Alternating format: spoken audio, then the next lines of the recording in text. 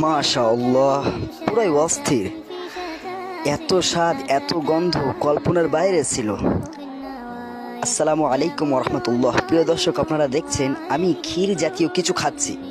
এটির নাম হচ্ছে তালবিন। রাসূলুল্লাহ সাল্লাল্লাহু আলাইহি ওয়াসাল্লামের প্রিয় খাবারের মধ্যে একটি। তো এই তালবিন বানানোর বিশেষ কিছু উপকরণ আছে। 1 নম্বর হচ্ছে গম, 2 কাজু বাদাম, 3 খেজুর এবং 4 নম্বর হচ্ছে দুধ। এই 4টে জিনিস দিয়েই আমরা তৈরি করতে পারবো। তো এই যে দেখেন, গমটাকে আমি 10 মিনিটের জন্য ভিজিয়ে দিয়েছিলাম। এটাকে এখন কাজু বাদামের সঙ্গে পেস্ট করে নিতে হবে। তো পেস্ট করার সময় আমাদেরকে মনে রাখতে হবে এটা একেবারেই যেন পুরো মিহি না হয়ে যায়, আবার একেবারে যেন যে শক্ত শক্ত বা আস্তে আস্তে থাকে এমন যেন না হয়, মাঝারি করতে হবে যাতে এর স্বাদটা আমরা বুঝতে পারি। তো এখন মিক্সারে আমরা পেস্ট করে নিচ্ছি।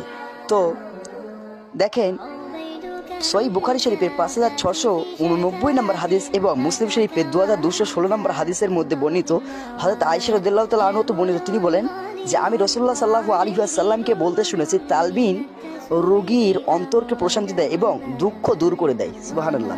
তো ওই পেস্ট করার পরে আমরা এখন গ্যাসে কড়া বসালাম।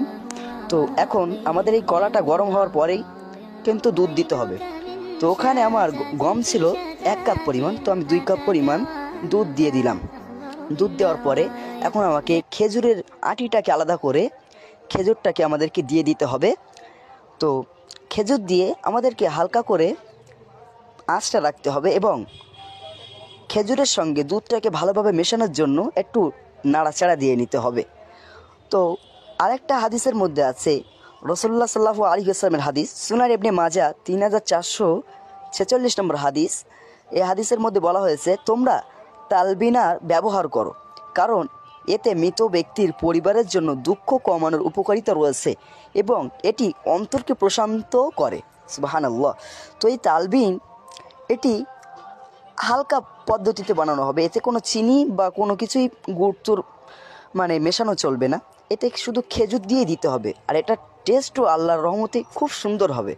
এখন একটু পানি দিয়ে জাল দিতে হবে ভালো করে, আর নেড়ে দিতে হবে যাতে তলায় লেগে না যায়। তো কিছুক্ষণের জন্য আমি এখন ঢাকনাটা বন্ধ করে দিলাম। তো কিছুক্ষণ পরে ঢাকনাটাকে খুললাম। উফ, কি স্বাদ, কি সেন্ট, মাশাআল্লাহ। তো এখন একটু ভালো করে নেড়ে নিতে হবে। দেখেন, এই যে তালবিনটা, এটা আমরা গরম বা ঠান্ডা উভয় ক্ষেত্রেই খেতে পারবো।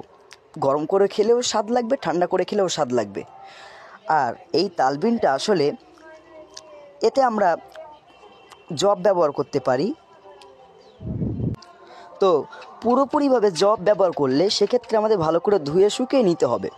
আমি এখানে গম ব্যবহার করেছি জবের অনুপস্থিতির কারণে, বুঝতেই পারছেন। তো এইভাবেই নাড়াচাড়া দিয়ে নিতে হবে। আলহামদুলিল্লাহ, খুবই সুন্দর লাগবে। আমি প্রথমবারের মতন বানিয়েছি, তো আমার কাছে প্রথমে একটু ভয় ভয় ঠেকছিল, ওই জন্য অল্প করে করলাম। মাশাআল্লাহ, তারপরে পরে যে সেন্ট বার হচ্ছে, তো মনে হচ্ছে ভালো কিছুই হবে। আমরা কিন্তু আগেই খেজুর এবং ওই যে কাজু বাদামটা গুঁড়ো করে দিয়েছিলাম। এখন চাইলে আপনি খেজুর বা কাজু বাদাম কুচি করে পরিবেশন করতে পারবেন। আর তালবিন রাসূলুল্লাহ সাল্লাল্লাহু আলাইহি ওয়াসাল্লামের প্রিয় খাবারগুলির মধ্যে অন্যতম একটি। অন্তরকে প্রশান্ত ও স্বাস্থ্যের জন্য কল্যাণকর। এটি রোগীদেরকে বেশি উপকার দেয়। তো এই যে দেখেন, আমার কিন্তু পরিবেশন করা প্রায় শেষ। এখন ইফতারির জন্য রওনা দিতে হবে। তো ইফতারির সময় মাশাআল্লাহ এত মলিন আর এতটা সুন্দর হবে আমি কল্পনাও করতে পারিনি। সুবহানাল্লাহ। তো সামনে ঈদ আসছে, আমার মনে হয় সিমাই বা অন্য কোনো পায়েস বানানোর থেকে এই তালবিনটাকে বানিয়ে খাওয়া স্বাস্থ্যের পক্ষে উপকার, এবং এটাই হচ্ছে ভালো হবে। যেহেতু ঈদ বলে কথা, আমাদেরকে অনেক ঘোরাফেরা করতে হবে। তো সেই